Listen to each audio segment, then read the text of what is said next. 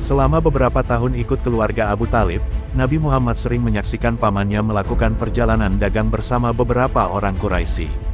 Pagi itu, ketika pamannya sedang mempersiapkan berbagai perbekalan, Nabi Muhammad berdiri dengan mata sembab lalu mencucurkan air mata. Melihat hal itu, Abu Talib segera menghentikan aktivitasnya. Hati kecilnya tak kuasa melihat tetesan air mata Muhammad kecil yang yatim piatu. Didekapnya dengan lembut tubuh Nabi Muhammad. Bagi Nabi Muhammad, Abu Talib lebih dari sekedar paman, beliaulah yang menggantikan curahan kasih sayang ayahandanya. Selama ini ia tidak pernah berniat mengajak Nabi Muhammad melakukan perjalanan jauh, mengingat beratnya medan yang harus ditempuh. Kini setelah menyaksikan air mata kemenakannya tiba-tiba terbesit keinginan untuk mengajaknya. Abu Talib berbisik lirih, "Demi Allah, aku akan mengajaknya. Aku tidak akan pernah meninggalkannya sampai kapanpun." Saat itu Nabi Muhammad berusia 9 tahun. Rombongan bertolak dari Mekah dengan mengusung berbagai barang dagangan. Tatkala tiba di padang pasir yang luas, unta-unta mereka nampak berderet rapi. Seperti biasa, sebelum memasuki pasar-pasar Syria mereka akan mempersiapkan diri di daerah Busra. Disinilah para musafir biasa melepas penat setelah perjalanan panjang. Tidak begitu jauh dari situ, berdiri sebuah gereja yang dihuni seorang pendeta dari masa ke masa. Ketika pendeta lama meninggal, maka dilanjutkan oleh pendeta lainnya. Pendeta itu akan mewarisi segala yang ada di dalam gereja. Baik kitab Injil atau kitab-kitab kuno yang berisi ramalan tentang Jazirah Arabia berhak untuk dipelajarinya. Ketika itu gereja dihuni oleh seorang pendeta bernama Bahira. Ketika itu ia begitu tertegun dengan pemandangan yang terlihat di luar gerejanya, kali ini benar-benar lain. Segumpal awan nampak selalu memayungi rombongan Quraisy. Bahkan saat berteduh di bawah pohon maka dedahanannya menjuntai meneduhi.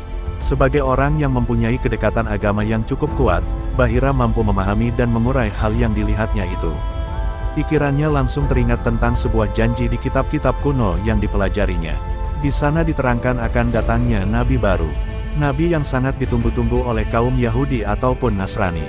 Bahira mencoba mendekati dagang Quraisy itu. Ketika telah berada di dekat rombongan, Bahira mulai menatap mereka satu persatu. Tiba-tiba Bahira kembali ke gerejanya. Tak lama kemudian, ia kembali mendekati rombongan dan berkata pada mereka, "Wahai kaum Quraisy, aku telah menyediakan berbagai makanan untuk menjamu kalian semua. Aku harap kalian sudi datang, baik yang tua, muda, merdeka maupun budak." "Wahai Bahira, demi Allah, Anda nampak begitu aneh hari ini. Selama ini Anda tidak pernah melakukan hal seperti ini sebelumnya, meskipun kami sering melintas di sini. Apa yang terjadi pada Anda hari ini?" sahut seorang dari rombongan.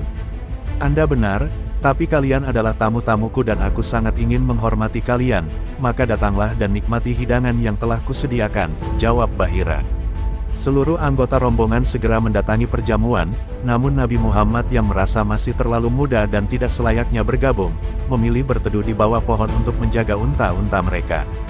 Begitu semuanya berkumpul, Bahira segera menyapukan pandangannya. Dengan penuh selidik, ia mencari-cari seseorang yang mungkin mempunyai ciri-ciri untuk menjadi nabi yang dijanjikan. Merasa yang dicarinya tidak tampak, pendeta tua itu berkata halus pada para tamunya, "Wahai orang-orang Quraisy, jangan sampai di antara kalian ada yang tertinggal untuk menikmati hidanganku.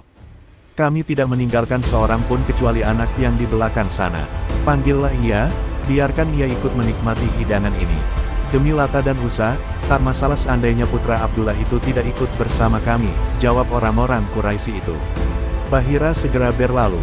Ia menemui Nabi Muhammad lalu diajaknya putra Abdullah itu ke tempat jamuan untuk menikmati hidangan bersama para rombongan. Pendeta Bahira tak henti-hentinya menatap Nabi Muhammad. Seusai menyantap hidangan, putra Aminah itu beristirahat di tempat terpisah dari rombongannya. Bahira sangat penasaran dengan Nabi Muhammad.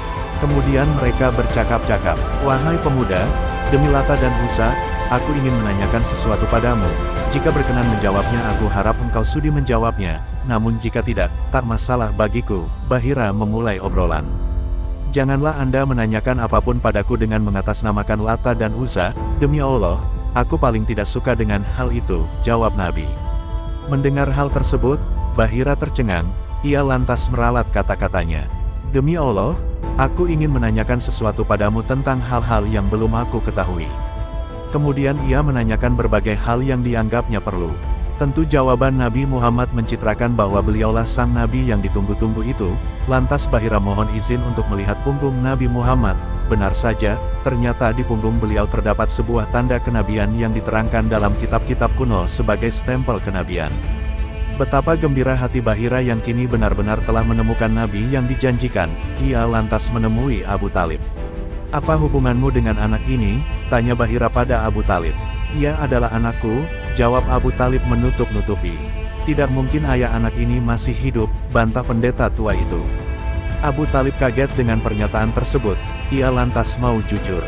"Anda benar wahai pendeta, ia adalah anak saudaraku." "Apa yang terjadi pada ayahnya?" "Ayahnya telah meninggal ketika ia masih dalam kandungan." Kemudian dengan serius pendeta Bahira berkata, "Cepatlah kau ajak pulang anak itu, lindungi dia dari orang-orang Yahudi. Demi Allah, seandainya orang-orang Yahudi tahu hal ini, maka mereka pasti akan menyakitinya. Kemenakanmu ini memiliki keistimewaan yang luar biasa." Abu Talib mendengarkan baik-baik pesan itu. Begitu dagangannya habis terjual, ia segera mengajak Nabi Muhammad kembali ke Makkah untuk menghindari hal-hal yang tidak diinginkan.